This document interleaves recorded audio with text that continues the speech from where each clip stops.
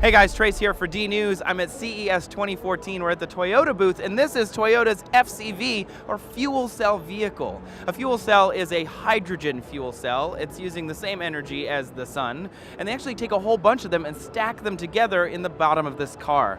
So, environmentally friendly and efficient. Sounds pretty awesome. Annie talked to one of the engineers on the project earlier today about the range and what they're being used for already.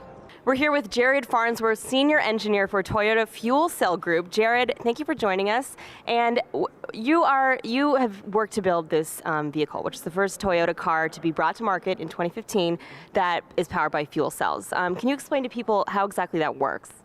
So a fuel cell is an electrochemical device that uses oxygen from the air and then hydrogen that we store in tanks on the vehicle to generate electricity. And the only byproduct is water, so it's a zero-emission electric vehicle. How does that differ from the more traditional hybrids that we see on the market currently? So if you think of like a Prius, where you have a regular battery and then a gasoline motor, in this case you remove the gasoline motor, put in a fuel cell, and you have a fuel cell hybrid.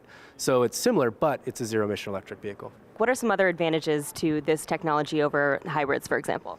I guess one advantage as an electric vehicle is this vehicle, you can fuel it in 3 to 5 minutes, and you fuel it similar to what you would with your normal car, but you can have 300-mile range. So for the consumer, it's just like driving their normal car and then fueling it like they would their normal car. So it's kind of a no-compromise solution. I understand that you've actually gone out and tested this car on the road in the United States and in North America. What was that like?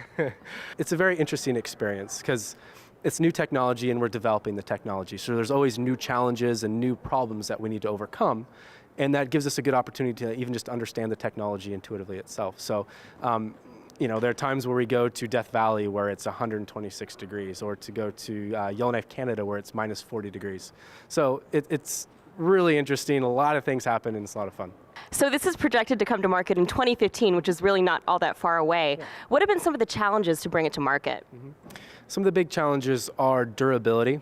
So our target is 10 years or 100,000 miles for durability for this car. And that's a big challenge with this technology, but we're meeting that target. And others are to achieve the range that we just talked about, 300 miles, and then being able to operate at very cold temperatures, because the fuel cell produces water, as I mentioned. And so at night, that water can freeze. So we need to be able to thaw the fuel cell to thaw itself out and start up and then operate normally. And that was one big challenge that we're able to meet. So I know the prospect of zero emissions vehicles is really exciting to a lot of people. Do you see this as a scalable technology that could be applied elsewhere in the future? And if so, where do you see it being used? Yeah, actually it's already being used in buses, public transportation. So in 2016, I believe, we're looking at coming out with a bus.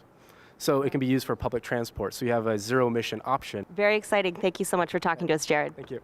We'd like to thank Toyota for bringing us out here today to check out this awesome fuel cell vehicle. What do you think of hydrogen fuel cells? Are they the future? Let us know down in the comments, and we'll see you next time on D News.